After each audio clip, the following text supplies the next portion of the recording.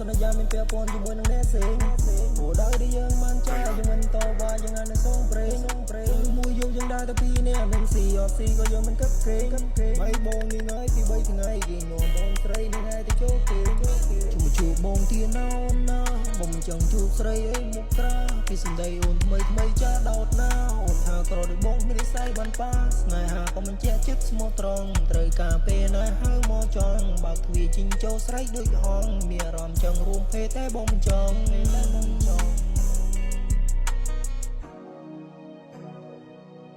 ជុកលើកយូរខ្ញុំសន្យាមានពាក់ព័ន្ធជាមួយនឹងអ្នកផ្សេង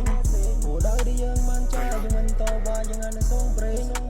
មួយយកយើងដើរទៅពីនេះមានស៊ីអត់ស៊ីក៏យើងមិនគិតក្រែង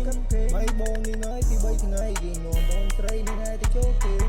ជុំជួបបងទៀនអូនណាបងមិនចង់ជួបស្រីអីមុខក្រៅពីសម្ដីអូនថ្មីចាដោតណាអូនថាក្រដោយបងមាននិស្ស័យបានប៉ាស្នេហាក៏មិនជាចិត្តស្មោះត្រង់ត្រូវការពេលណាហៅមកចង់បើកទ្វារជីងចូលស្រែកដូចហងមានអារម្មណ៍ចង់រួមភេទតែបងមិនចង់